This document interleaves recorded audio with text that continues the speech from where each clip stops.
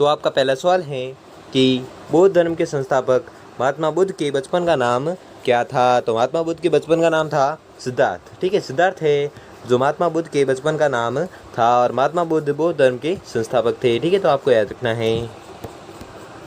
अगला सवाल है कि वैशाख पूर्णिमा के दिन महात्मा बुद्ध से संबंधित घटित घटना है।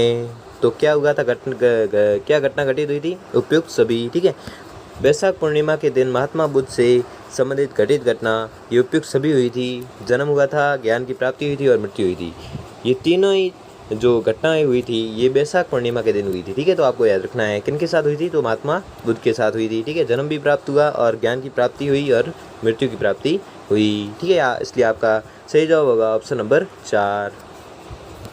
अगला सवाल है कि गौतम बुद्ध ने अपना प्रथम उपदेश दिया। तो गौतम बुद्ध ने अपना प्रथम उपदेश दिया था सारनाथ में। ठीक है, सारनाथ में अपना प्रथम उपदेश किसने दिया था, तो वह दिया था गौतम बुद्ध ने। ठीक है, तो आपको याद रखना है।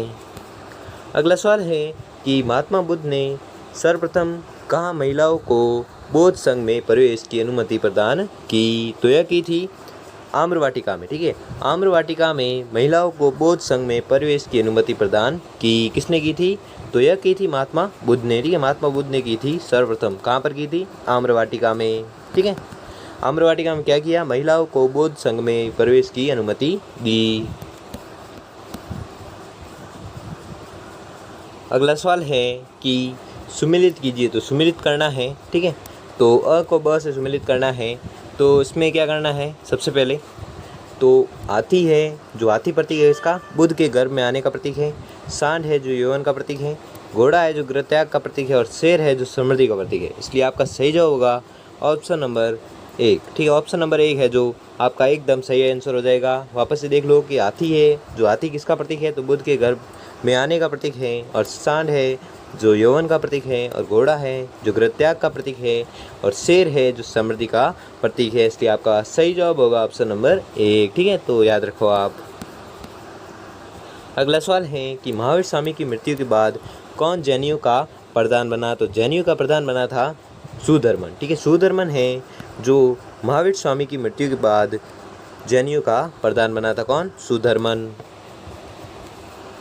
अगला सवाल है कि सुमिलित कीजिए। तो सुमिलित करना है बौद्ध संगीति और शासक। ठीक है, बौद्ध संगीति और शासक के मध्य सुमिलित करना है। तो आपका सही जवाब होगा ऑप्शन नंबर 2। ठीक है, तो इसमें क्या है, तो अ है प्रथम संगीति। तो प्रथम संगीति का मिलान होगा अजातशत्रु से। ठीक है, जो अजातशत्रु के शासनकाल में हुई थी। और द्वितीय संगीति हुई थी कालाशोक के शासनकाल में। तृतीय संगीति हुई थी अशोक के शासनकाल में। और चतुर्थ संगीति है जो हुई थी कनिष्क के शासनकाल में। इसलिए आपका सही जवाब होगा ऑप्शन नंबर 2। इसे सुमिलित कर लेते हैं कि प्रथम संगीति अजातशत्रु के शासनकाल में हुई। और जो द्वितीय संगीति हुई थी वह कालाशोक के शासनकाल में हुई थी। तृतीय संगीति हुई थी वह हुई थी अशोक के शासनकाल में। और चतुर्थ संगीति है वह हुई थी कनिष्क के शासनकाल में। इसलिए आपका सही जवाब होगा ऑप्शन नंबर 2। अगला सवाल है कि चारण चन्ना था। तो चारण चन्ना क्या था, बुद्ध का सारथी। ठीक है, बुद्ध का सारथी था चारण चन्ना। ठीक है, कौन था, चारण चन्ना कौन था, तो आपको याद रखना है बुद्ध का सारथी था। अगला सवाल है और से भी सुमिलित करना है। तो महाविनिष्क्रमण, तो यह हुई थी घटना, बुद्ध के जीवन की घटनाओं को सम्मिलित करना है। ठीक है, तो महाविनिष्क्रमण यह थी घटना गृह त्याग की घटना। ठीक है, जो गृह त्याग की घटना हुई थी उसे महाविनिष्क्रमण है जो कहते हैं। और जो संबोधि घटना है उसे कहते हैं ज्ञान प्राप्ति को। ठीक है, ज्ञान प्राप्ति की घटना को संबोधि कहते हैं। और धर्म चक्र प्रवर्तन है जो उपदेश देने की घटना है जो धर्म चक्र प्रवर्तन कहलाती है। और महापरिनिर्वाण है जो मृत्यु कहलाती है। ठीक है, इसलिए आपका सही जवाब होगा ऑप्शन नंबर 3। ठीक है, ऑप्शन नंबर 3 है जो आपका एकदम राइट आंसर हो जाएगा। वापस से देख लो कि महाविनिष्क्रमण है जो गृह त्याग की घटना कहलाती है। ठीक है, गृह त्याग की घटना क्या कहलाती है, महाविनिष्क्रमण। और संबोधि है जो ज्ञान प्राप्त होने की घटना कहलाती है। ठीक है, ज्ञान प्राप्त होने की घटना क्या कहलाती है, संबोधि। और धर्म चक्र प्रवर्तन है जो उपदेश देने की घटना है। ठीक है, उपदेश देने की घटना क्या कहलाती है, धर्म चक्र प्रवर्तन। और महापरिनिर्वाण है जो मृत्यु। ठीक है, मृत्यु हुई थी उसे क्या कहते हैं, महापरिनिर्वाण। ठीक है, तो आपको याद रखना है। अगला सवाल है, ठीक है, इसे भी सम्मिलित करना है। तो इसमें ऋषभदेव है जिसका संकेत है सांड, अजितनाथ है जिसका संकेत है हाथी, पार्श्वनाथ है जिनका संकेत है सर्प, और महावीर स्वामी हैं जिनका संकेत है सिंह। इसलिए आपका सही जवाब होगा ऑप्शन नंबर 1। ठीक है, ऑप्शन नंबर 1 है जो आपका एकदम राइट आंसर हो जाएगा। तो वापस से देख लो कि ऋषभदेव जिनका संकेत क्या है सांड, ठीक है, ऋषभदेव का संकेत क्या है सांड, अजितनाथ जिनका संकेत है क्या हाथी, ठीक है, इनका संकेत क्या है हाथी, और पार्श्वनाथ का संकेत क्या है सर्प, और महावीर स्वामी का संकेत क्या है सिंह। ठीक है, तो आपका सही जवाब होगा ऑप्शन नंबर 1। ठीक है, तो आपको याद रखना है। अगला सवाल है कि उपवास द्वारा शरीर का अंत काया कलेश के लिए जैन साहित्य में नाम मिलता है। तो यह नाम मिलता है सलेखना। ठीक है, उपवास द्वारा शरीर का अंत के लिए जैन साहित्य में क्या नाम मिलता है? तो जैन साहित्य में इसका नाम मिलता है सलेखना। ठीक है, तो उपवास द्वारा शरीर का अंत करना यह क्या कहलाता है? सलेखना कहलाता है। किस साहित्य में कहलाता है? तो जैन साहित्य में कहलाता है। ठीक है, तो आपको याद रखना है। अगला सवाल है कि जैन धर्म के अनुसार त्रिरत्न हैं। तो जैन धर्म के अनुसार त्रिरत्न कौन से हैं? सम्यक ज्ञान, सम्यक दर्शन और सम्यक आचरण। ठीक है, सम्यक ज्ञान, सम्यक दर्शन और सम्यक आचरण हैं जो जैन धर्म में त्रिरत्न हैं। ठीक है, जैन धर्म के त्रिरत्न हैं सम्यक ज्ञान, सम्यक दर्शन और सम्यक आचरण। अगला सवाल है कि बौद्ध धर्म में सर्वोच्च लक्ष्य है। तो सर्वोच्च लक्ष्य क्या है? निर्वाण। ठीक है, निर्वाण है जो बौद्ध धर्म में सर्वोच्च लक्ष्य है। ठीक है, क्या है सर्वोच्च लक्ष्य? निर्वाण। अगला सवाल है, तो अगले सवाल में भी सुमेलित करना है। तो सुमेलित क्या करना है? तो इसमें आपका सही जवाब होगा ऑप्शन नंबर 1। ठीक है, तो ऑप्शन नंबर 1 के अनुसार आप सुमेलित कर लीजिए कि महावीर स्वामी की जन्मस्थली है। तो महावीर स्वामी की जन्मस्थली है कुंडग्राम। ठीक है, कुंडग्राम में महावीर स्वामी का जन्म हुआ था, इसलिए ये इसमें सुमेलित होगा। और महावीर स्वामी की निर्वाण स्थली है, तो इनकी मृत्यु हुई थी कहाँ पर? पावापुरी में मृत्यु हुई थी इनकी।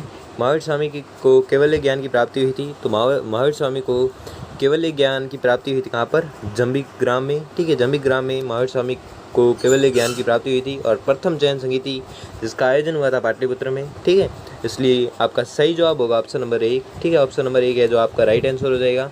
तो वापस से देख लो कि महावीर स्वामी की जन्मस्थली क्या थी? तो जन्मस्थली हुई थी कुंडग्राम में।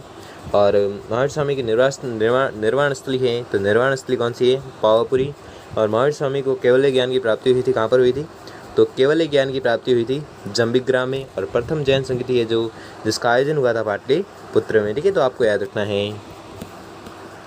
अगला सवाल है कि महावीर और उसके अनुयायियों ने किस लोकप्रिय भाषा का प्रयोग किया है? तो उन्होंने प्रयोग किया है अर्धमागधी।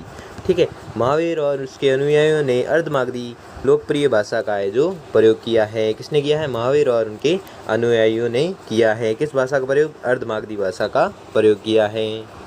अगला सवाल है कि निम्न 4 स्थलों पर हुई बौद्ध संगीतियों का सही कालक्रमानुसार क्या है? तो सही कालक्रमानुसार बताना है।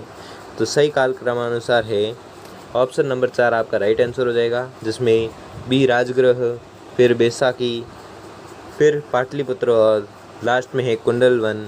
यह है 4 स्थलों पर हुई बौद्ध संगीति का सही कालक्रमानुसार। ठीक है, तो पहले कहाँ पर हुई थी? राजगृह में हुई थी। ठीक है, फिर हुई थी बैसाखी में, फिर हुई थी पाटलिपुत्र में, और लास्ट में हुई थी कुंडलवन में। ठीक है, क्या हुआ था? बौद्ध संगीति का आयोजन हुआ था। ठीक है, तो यह आपका कालक्रमानुसार था। ठीक है, तो आपका सही जवाब होगा ऑप्शन नंबर 4। ठीक है, तो आपको याद रखना है। अगला सवाल है कि गौतम बुद्ध पैदा हुए थे। तो गौतम बुद्ध कहाँ पर पैदा हुए थे? कपिलवस्तु में। ठीक है, कपिलवस्तु में हुए थे। गौतम बुद्ध का जन्म हुआ था, या गौतम बुद्ध है जो पैदा हुए थे कहाँ पर? कपिलवस्तु में।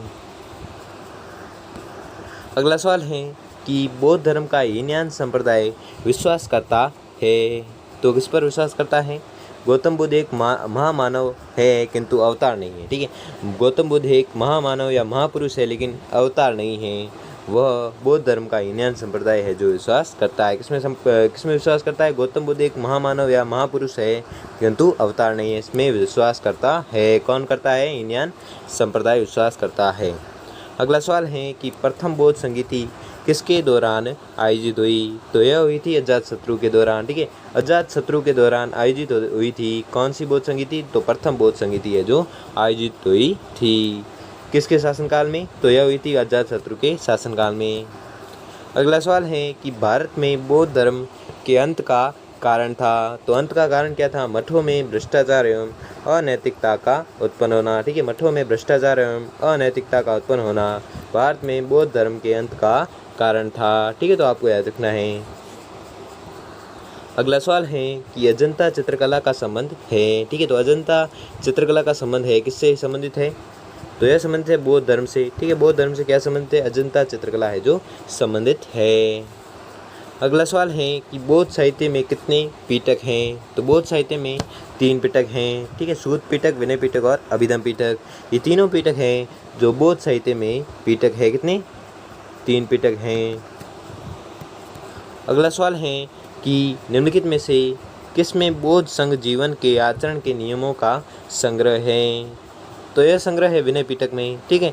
विनय पिटक में बौद्ध संघ जीवन के आचरण के नियमों का है जो संग्रह है, किसमें है? विनय पिटक में। तो दोस्तों, आपको वीडियो कैसा लगा हमें कमेंट बॉक्स में कमेंट करके ज़रूर बताएं। अगर आपके लिए यह वीडियो थोड़ा सा भी हेल्पफुल साबित हुआ हो तो वीडियो को लाइक और चैनल को सब्सक्राइब कर लीजिए। धन्यवाद।